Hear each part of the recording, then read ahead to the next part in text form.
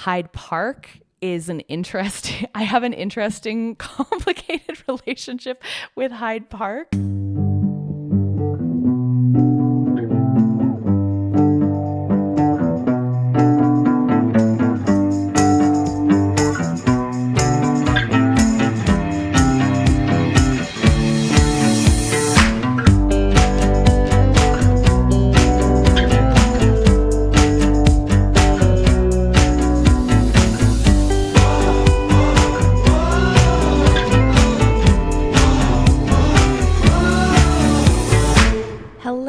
Welcome to this week's episode of the Uncovery podcast. My name is Maddie, and I'm recovered from anorexia, and I talk about it on this podcast.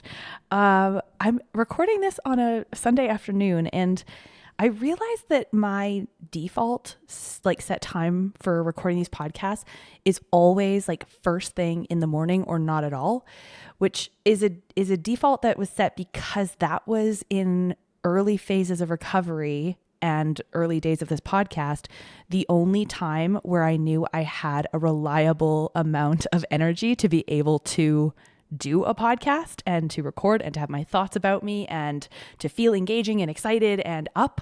Because at that time, by the time the afternoon would roll around, I was just telling a friend of mine this yesterday, I would just be sat on my chaise with my pillows and just dead, just catatonic, just completely exhausted, either have to take a nap or would just have to sit there basically and try to work from my laptop a little bit or just watch TV and then just get at it in the next morning. I was functional for only half a day, pretty much every day in early recovery. And so to think about that and to think about now what life is like and what my days are like is just, I don't know that I fully appreciate this all that often until either my therapist or somebody I know points out to me how far I've come, really.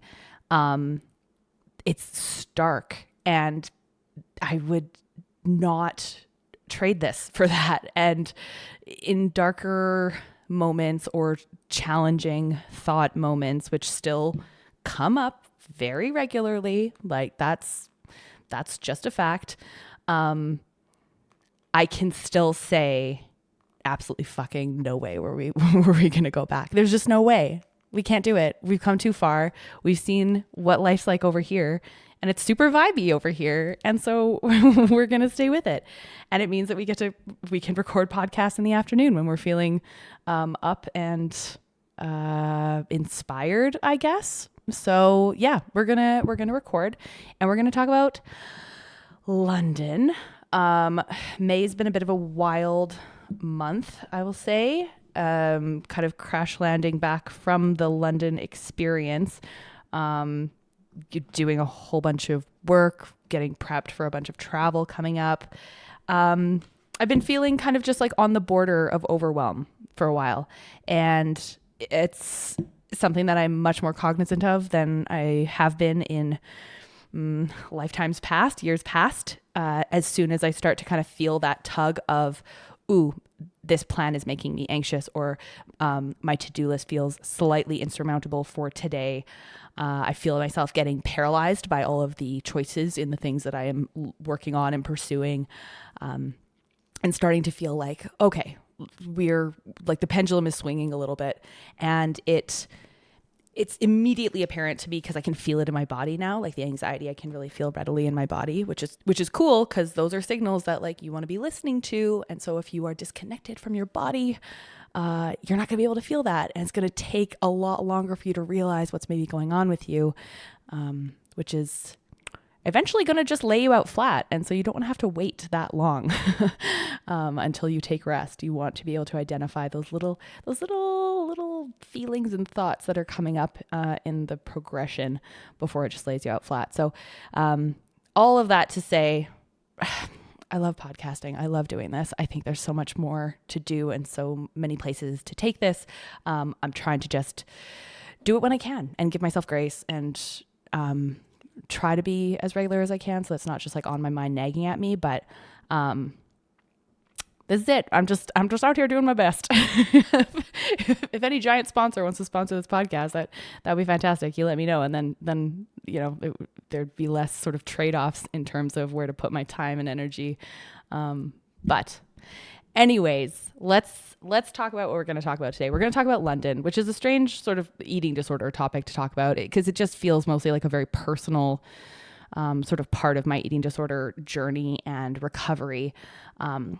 But I think that it touches a few different things that are important when we think about the causes of eating disorders, when we talk about the things that maintain them, keep them active, and then really how to revisit periods of your life in a very literal way when you've come through recovery and you are new to a new body, you're new to a new mindset, but you're revisiting things that were part of that past. And this idea that all of your photos have anorexia in them from periods past, for example. So London, I guess a good place to start is just a little bit of background about what I was doing in London during the period of time that I lived there. So from 2017 to 2019, I lived in London, England. I was doing my master's degree in behavioral science. And life was, I don't want to say tumultuous, but it was in transition at that time. I went over there to do my master's. I decided to stay. I really wanted to have like a very different experience when I went to do my master's. I didn't really want to stay in Canada. I didn't really want to go to the US. I wanted to have like a full blown overseas, clean out your savings, go live in a very expensive city and just like do the thing all the way. But when I moved to London, I was already in relapse of my eating disorder. And I can say that now. And I don't know that at the time I don't think I was really willing to admit that, even though it was extremely obvious at the time, because I had quit my job in March of that year, and I had gone and done my yoga teacher training. I had gone and traveled in Australia. I'd gone and traveled in Thailand. I'd gone to Cambodia.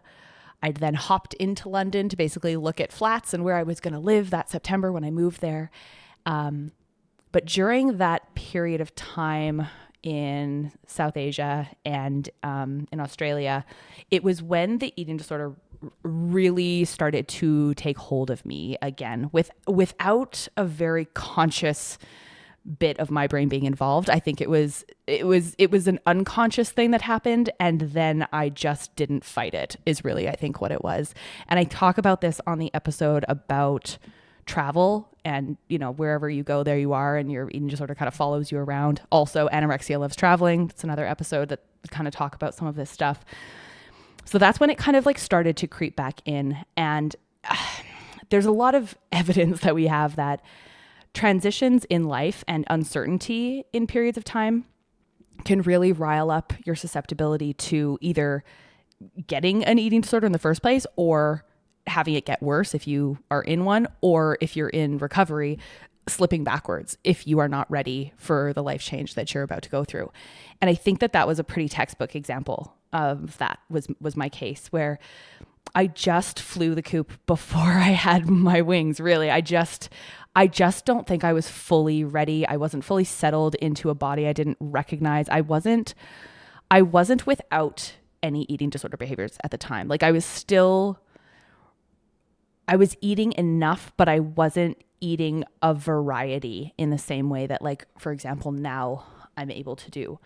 And so it was very easy for that little bit of restriction. We say you can't just sit next to your eating disorder on a bench and just sort of have it there and have it not impact you, or have this little tiny root of it, this little tiny piece that you didn't fully extract, and have that not take over. Because it will look for that vulnerability, which in my case was leaving my job, having a breakup, like traveling to other countries, all by myself, just doing a totally different thing, having a lot of uncertainty probably about like what the future held, even though it's like, oh, you're going to do your master's, that's probably going to land you somewhere good. Like, you know, that's probably that the outcome's going to be good, but there's so much interim uncertainty. And as a person that is a little bit susceptible to, I don't know, being uncomfortable with that, like really liking routine, it's a lot when you're not really, really solid in the foundations of your recovery.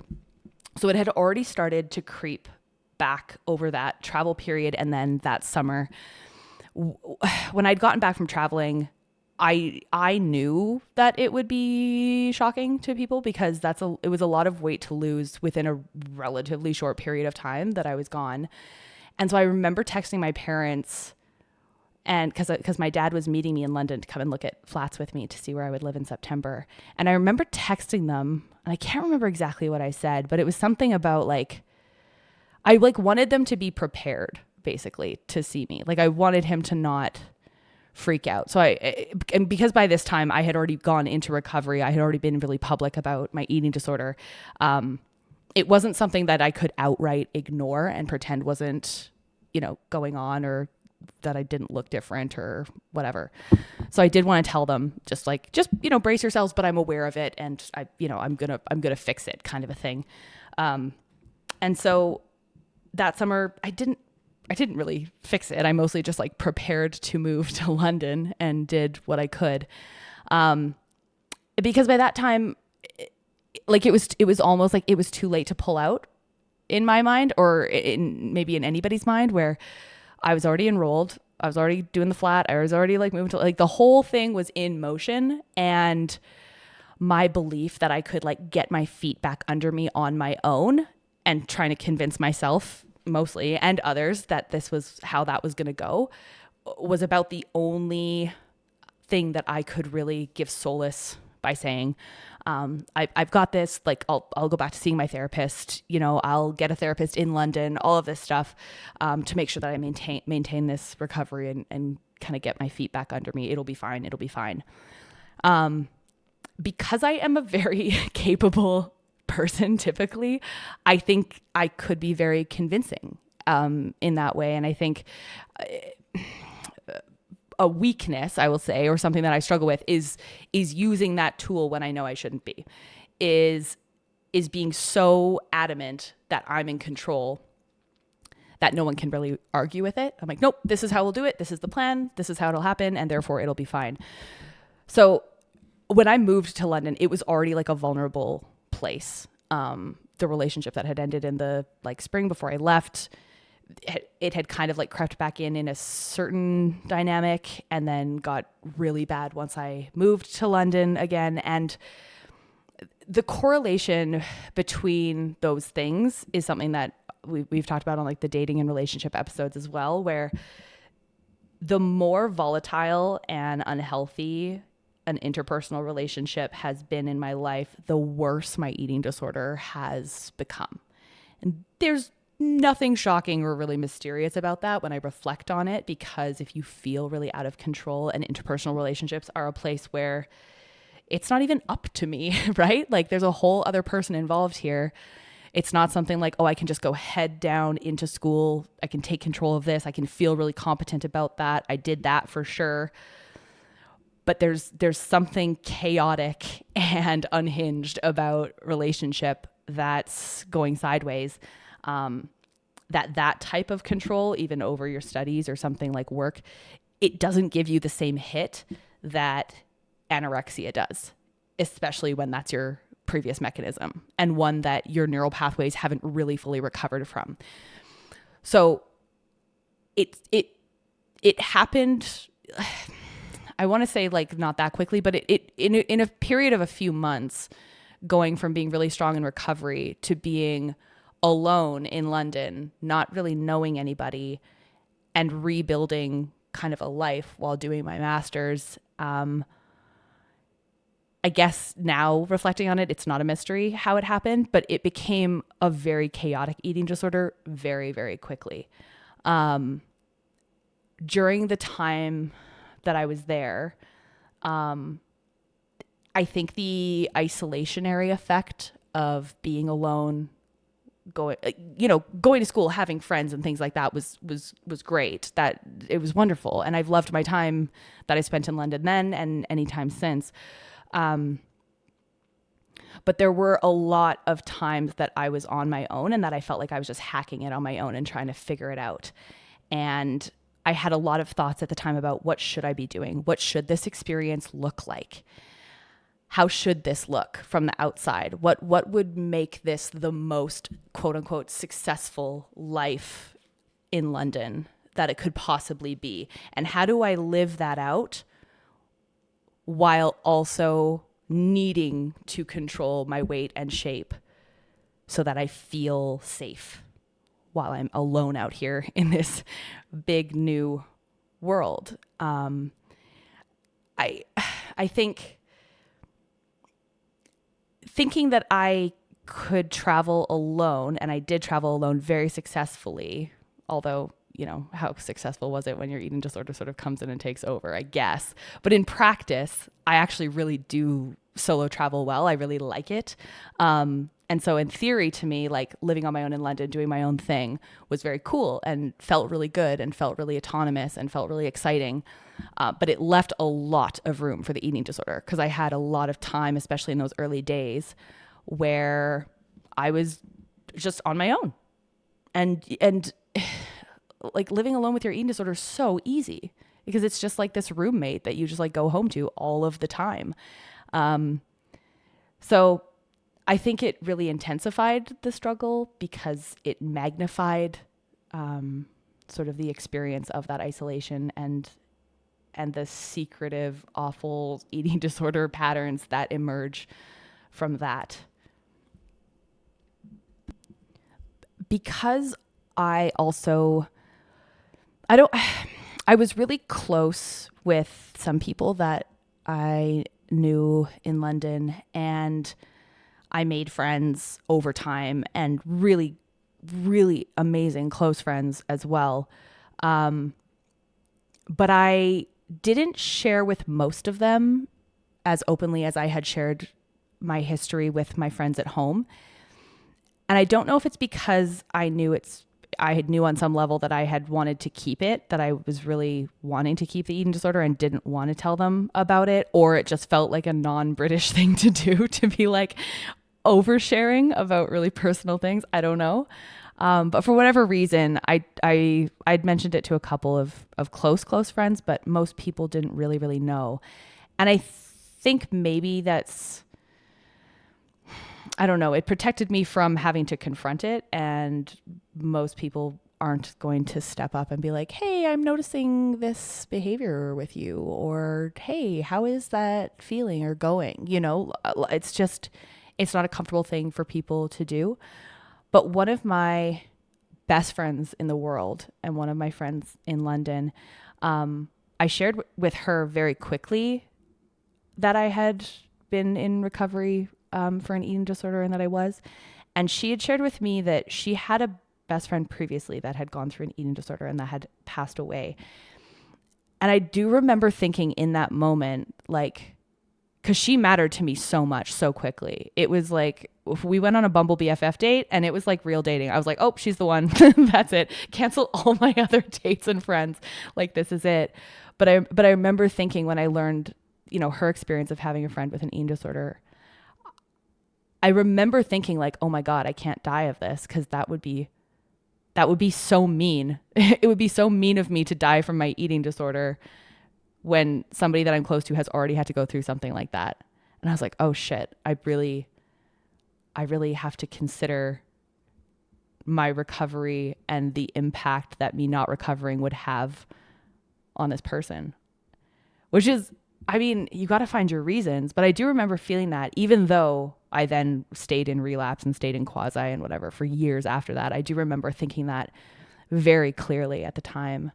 And I don't even know if I've ever really shared that with her, but I was basically like, I can't die of this because I can't put somebody else through this. So I have to maintain some kind of like quasi semblance of normal existence, or at least appear to. But as we know, that's quasi recovery is the hardest way to be. It is harder than an eating disorder because you're all in on the eating disorder. It is harder than recovery because you're just all in recovery. This quasi space of trying to keep pieces of it or trying to keep pieces of it secret or keeping little pieces of it in little corners of your mind and of your body and of your existence. That's the hardest thing to do.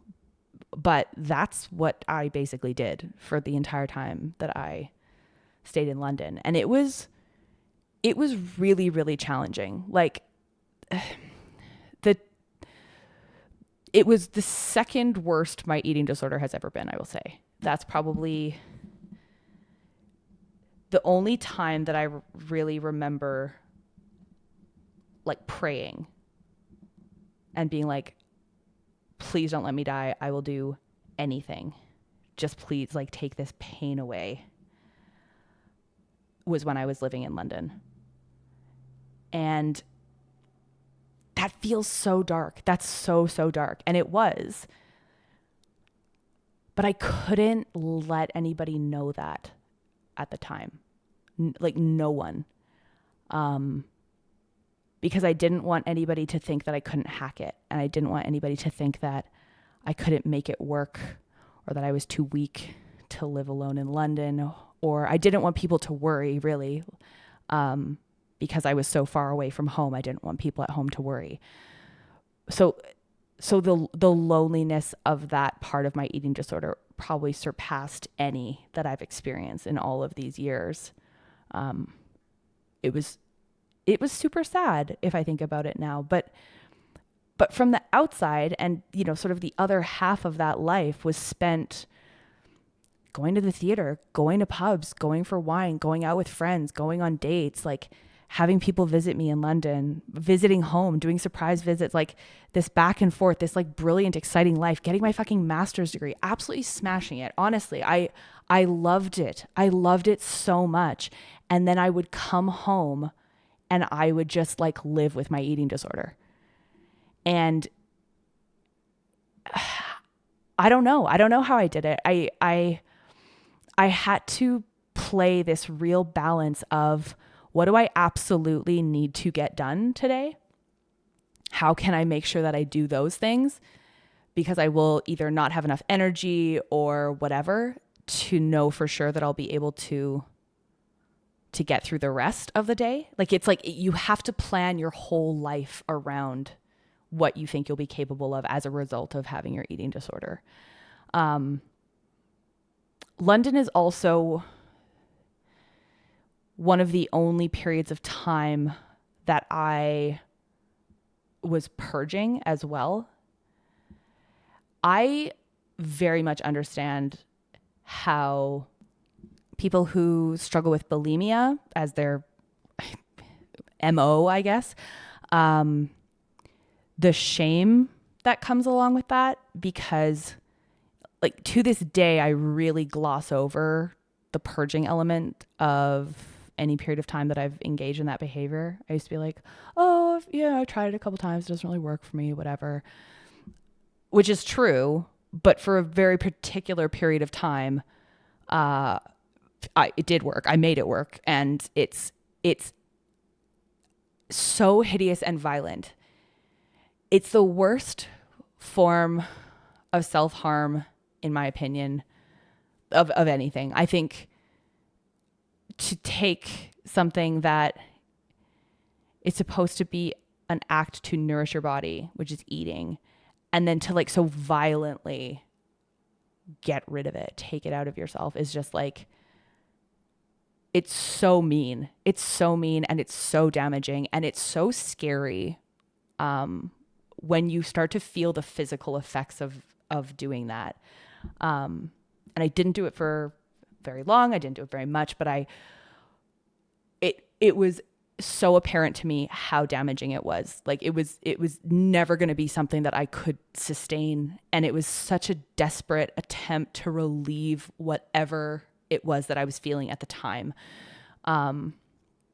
Which again was so tied to the volatility in relationship that I was experiencing kind of during that period. And the reason that I know that that's true is because volatility in the relationship also happened like years later, and the same thing came up again. The same like behaviors happened again for that brief period of time too. So these like little chapters of like what I will have historically referred to as like my eating disorder was chaotic. That's just like gentle speak for like bulimic behaviors. Honestly, that's all that is. It's just like me trying to not say I was throwing up. But that's how eating disorders work. They will shapeshift in order to, I don't know, modify themselves to fit the context in which they find you. Whatever it is that you so desperately need, if straight up restriction is no longer doing it, you need something that's like a harder hit, great. Well, we've got a bulimia for that. Like, so to think about it now, it couldn't have gone any other way. I wouldn't have taken myself home. I wouldn't have been like, oh, I'm really struggling and I need more help. I sort of was just like going through the motions. I found a therapist in London, or I found like access to their public program. And it took me like 6 months to get sessions with even a therapist there. And it wasn't helpful. It wasn't a great therapist. It also probably didn't help that I was trying to kind of skirt around actually getting at the entire disorder and just really desperately trying to get her to help me to stop what I thought was like the gross behavior of my eating disorder. That's all I wanted to. I just really wanted to not throw up. And so I could go back to just restricting is pretty much what it was. But no wonder that didn't work. But it's, I don't know. It did and it didn't limit my life in London, I guess is what I'll say. Because there's a million things that I did and that I loved doing. And it's why this like dark mark of anorexia sort of following me around for what at the time felt like the most incredible and successful years of my life. It's so hard to square because you can look at it as like a list of things that happened and be like, oh yeah, nice life, very cool. And then you peel back one layer and you'd be like, oh my God, like how sad, how awful. So it was both. It was an incredible experience and it was a very dark and lonely experience at times. And it's also the only time that I've become so exhausted by the eating disorder that I got really apathetic about existing. And I've never been suicidal. I've never thought that far through it.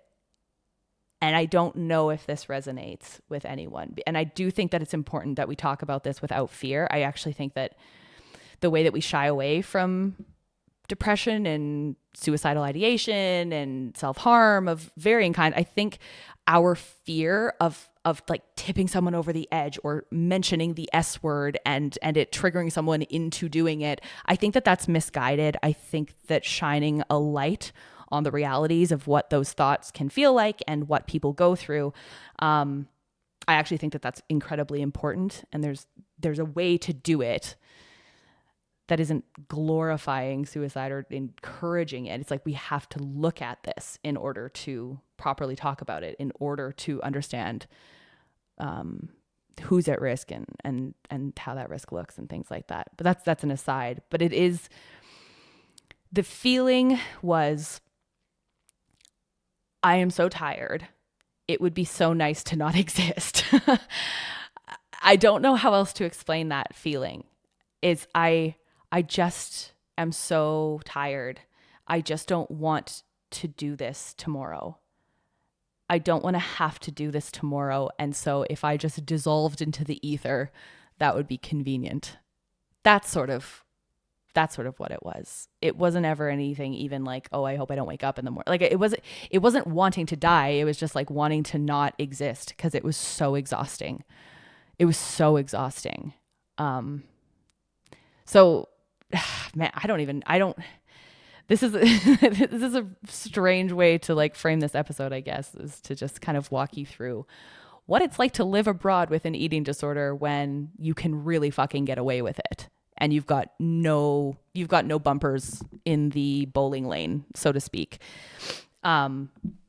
Because you're not letting anybody in to the degree that you should in order to let them know how it's going, how it truly is. Because of course anybody would have rallied around me and helped, but I didn't want to be helped because it was giving me what I needed. It was helping me cope. It was the exact mechanism I needed to get through that period of time.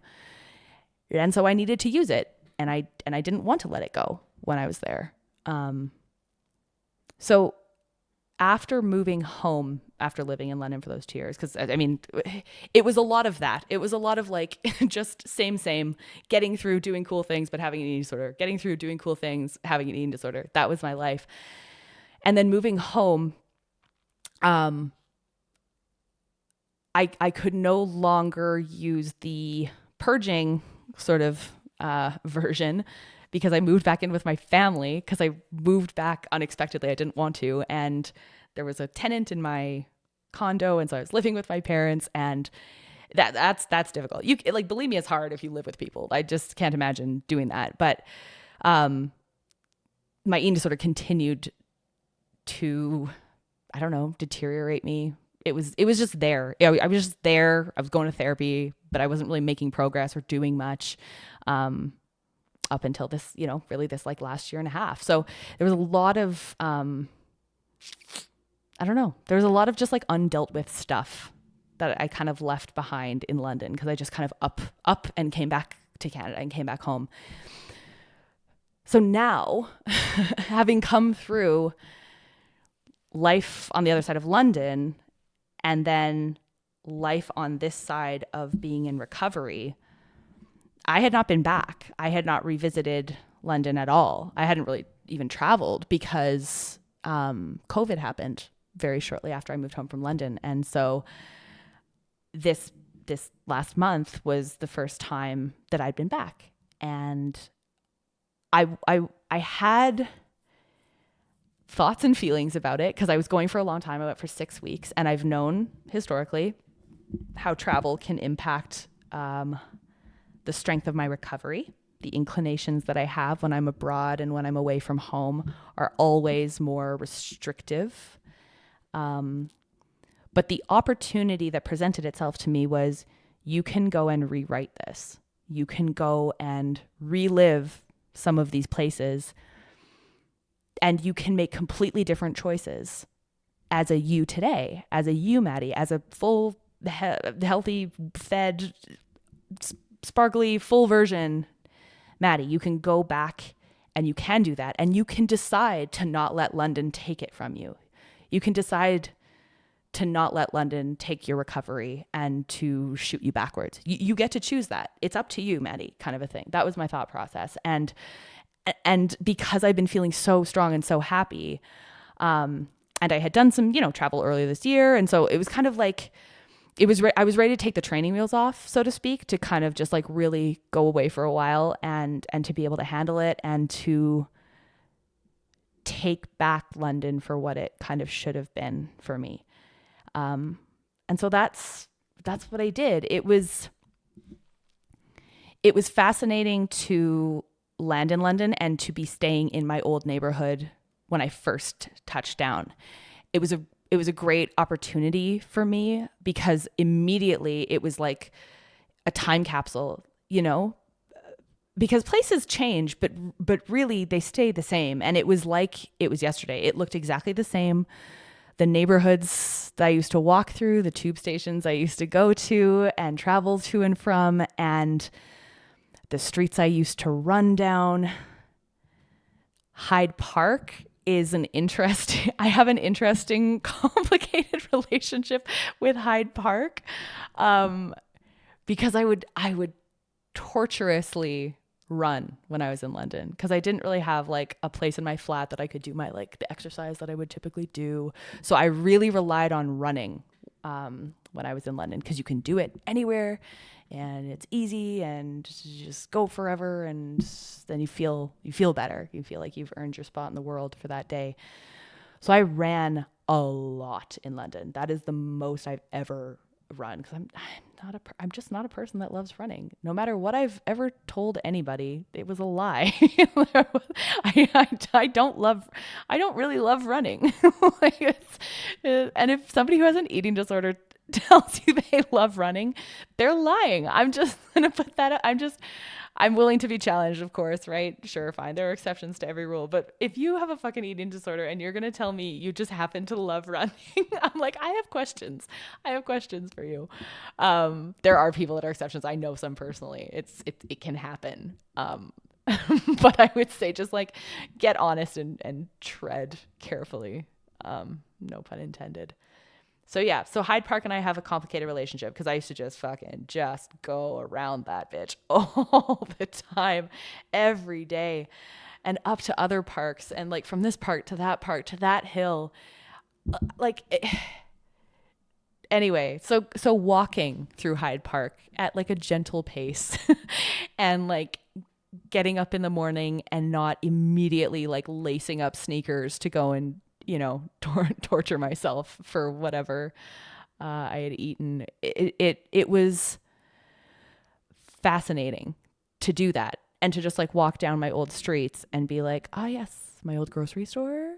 I know where all of the grocery stores are in my neighborhood, all of them, all the health food stores, all of the things and different products that different stores carried that I would have to go and get at each place, because I knew that those were like the safe things, and trying to, vitamin and supplement yourself into health instead of just eating food, like that whole practice, just like I all of those stores are still there. I know those neighborhoods well.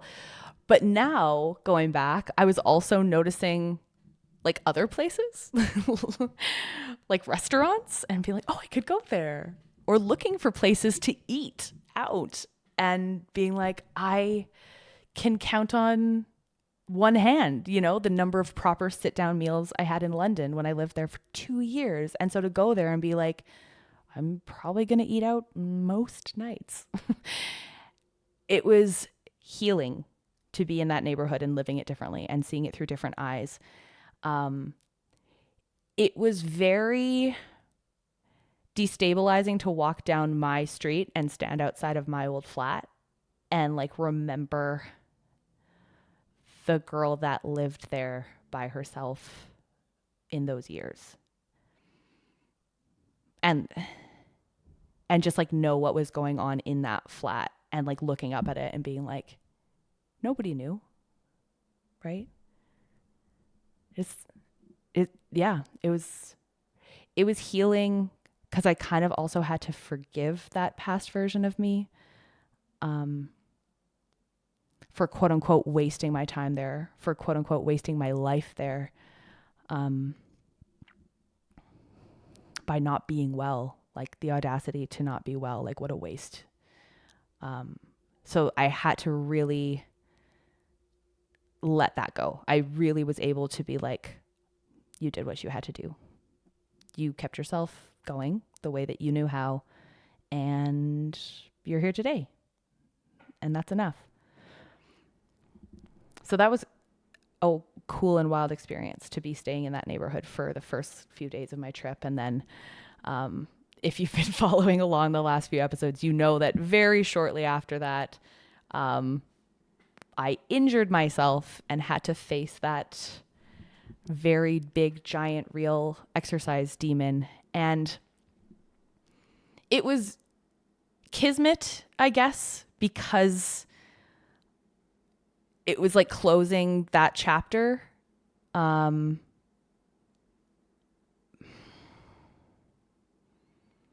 know everything that I went through in London that has to do with my eating disorder between like 2017 living there and like 2023 getting past this kind of last exercise monster hurdle that I had to do when I was there. Of course it happened that way. Of course, because London needed to just like test me one final time is how it felt. No matter what you believe in, whether it's woo woo or not, it's how it feels. It's how it feels. Like you had to come back to London and prove that you're really healed. You had to come back to London and prove that you're really different. And there was that one big dragon, one big boss Bowser that like still needed attention. And so it was like, okay, all right, let's do it. Let's fucking clean this last one out. And then you can feel complete here. And then you can go home. And maybe next time I go back to London, there will be no comedy of errors. There will be no more demons to sort of face. And it can be a truly, fully, just like authentically positive experience. But being there, even in the capacity that I could be, injury or not, was a fundamentally different experience. So things like going for drinks and having cocktails that were not just like the lowest calorie or just like as little, you know, or restricting all day long so that you could have wine or whatever it was, right? Like just getting what you actually wanted. And then after getting a cocktail, you know, the person you're with being like, oh, let's go get an ice cream. I'm like, absolutely yes. Even though my brain was like, ooh, but you're going out for dinner. You're about to go out for dinner after this. And then be like, well, we do ice cream before dinner now. That's what we do now. That's what a recovery person does. That's what me in this life does. And then genuinely being like, I'm going to enjoy this. I'm going to pin that thought and be like, look, if that thought about this being a mistake feels compelling later, we can think about it later. But for now, we're going to be really present with this person that's given us their time and wants to spend time with us and is having a good time with us. And we're going to just do that. We're just going to do ice cream on the boardwalk of Brighton, and it's going to be wonderful. And it is. And then you're going to go out for dinner and you're going to put a pin in that thought about whether or not you should pick something lower calorie because you had an ice cream before dinner. You're going to pin that and you're going to just behave as though you're a recovered person, because I think that that's actually the battle. I think that until such a time where you think, oh, I don't have any more of these thoughts. Maybe that day comes, maybe it doesn't. But until such a time, you're just going to have to keep behaving like a recovered person. You're just going to keep having to press that override button of the default neural pathway that you've used before. Be like, oh, nope, we don't do that anymore. Now we get ice cream on the boardwalk and then we go for dinner. Oh, we have a croissant and then we have ice cream and then we have a cocktail and then we go for dinner. Yep, we do those things. We do all those things because that's what a recovered person does. And I'm actively having to make that choice still. And it's not default. It's whenever I face a decision now and I have an inclination to do something that would be comfortable or that I would have used to have done, I will just have to automatically do the opposite of that. So I was at a long weekend birthday extravaganza, which is a whole nother thing. But they were doing burgers on the first night, and they were going around and asking, you know, who wants a veggie burger, who wants a regular burger. And I should probably do a little mini episode on just like vegetarianism, veganism, and eating disorders, because I think that that's actually a very compelling topic. And because I've just run the gamut of all different types of diets, I think that I can speak on it. But I've been quote unquote vegetarian for most of my adult life. I dabbled in veganism because it helped me restrict more. I've done all kinds of different crazy things with that diet, but it was only in the last year, probably not even a year, that I started to reintroduce fish. I was having eggs and dairy and stuff like that before that, but then I started to integrate fish because my feeling is that I need to swing the pendulum sort of against all restriction before ever being able to find a medium where I'm like, okay, you know, if I want to think about ethics, if I want to think about like morality as it pertains to animal welfare and the way that a diet would look, taking that into consideration, I have to be so fully out of my eating disorder that that's actually honest and authentic. You can't go from an eating disorder that demonizes all food into being like a vegetarian for the right reasons. Maybe some people can. My feeling is this: if I haven't actually challenged myself to the nth degree and chosen to eat every challenging thing I can possibly fucking think of and encounter, until that's done, I don't know that I can authentically try to sit in the middle, quote unquote, of like a healthy, balanced, whatever vegetarian diet if I choose to do that at some point. So all that to say, vegetarian burger and meat burger presented to me. And my default is the veggie burger, obviously. So I'm like, oh, I'll have a beef burger. I'll have a normal burger. And my ex was there actually, and I think it was like he saw pigs fly, because he was like, "I'm sorry, you're what? You're what is okay? So we're doing that now? That's amazing. Like, when did that happen?" And I'm like, so I'm trying to explain that it wasn't something that I just like decided, oh, I'm going to eat meat now. It was more a framing of whatever my gut inclination is to do, I still need to just do the opposite. I'm still in a place where I need to just pick the thing that I wouldn't usually pick for the sake of doing so and proving to myself that I can, which means a beef burger with a bun and like all the things. So it's wild. It's you just have to continue to do the thing that your eating disorder wouldn't want you to do. And you have to do that for longer than you think you're going to need to, I think is my experience, is that I didn't necessarily expect maybe that I needed to keep challenging myself, quote unquote, in this way. And it doesn't necessarily feel like this anxiety ridden challenge that in months past, I would have been like, I'm going to have zoodles and it's a big deal, or like I'm gonna have Lucky Charms, it's a big deal because that's a challenge. It doesn't feel like that anymore. It feels just more like, oh, okay, that one feels a little bit less likely for me, and so I think I should choose it. That's really more what it is. It doesn't bring up fear anymore. It doesn't bring up bargaining and nonsense and chaos, but it does just require a little bit of mindful attention when making choices. And so I just keep trying to do that to the best of my ability in the real world. And if that means that I'm eating a bit of meat for a while, then shoot me. I don't know. It feels resonant to me to kind of just do what used to be the hard thing and to kind of like keep working the flexibility muscle over and over and over and over and over, because I don't think that flexibility muscle can get too strong. The ability to navigate any food situation, the ability to navigate social situations with food, and to just flow. That is a practice. And normal people, will not probably think that makes any sense. But if you've had an eating disorder, you have an eating disorder, I know how difficult it feels like that is. I'm in it. I'm experiencing it still. It is worthwhile though. It is totally, totally worthwhile, because then you don't have to think about food so much. Do you know what I mean? The more different types of food you eat, the less you think about food, has been my experience. It seems very simple, but it is simple.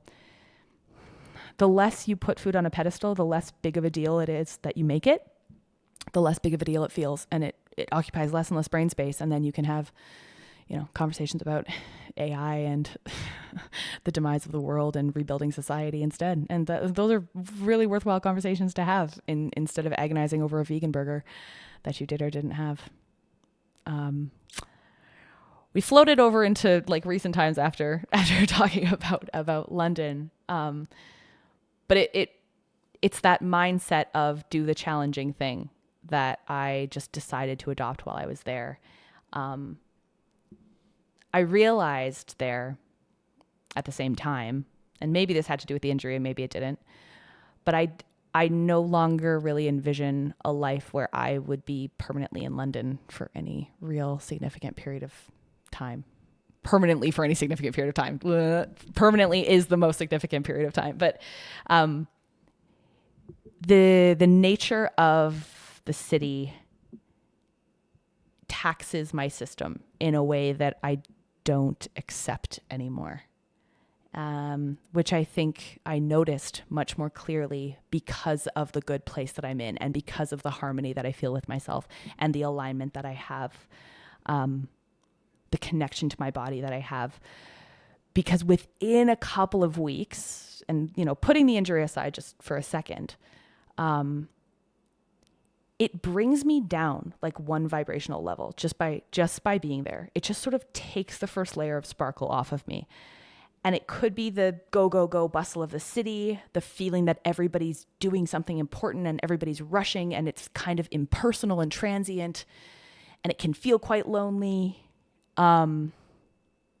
even when you're doing cool things, even when you're seeing people that you absolutely adore, the city itself and what it requires of you, or what it requires of me, feels like a tax that I'm not willing to pay in something like a long-term London relationship, a long-term stay. So I will continue to visit London at least once, maybe twice a year, because of everything that it offers and the people there that I love and the work that is accessible to me there, for sure. But my well-being feels a little effect when I'm there.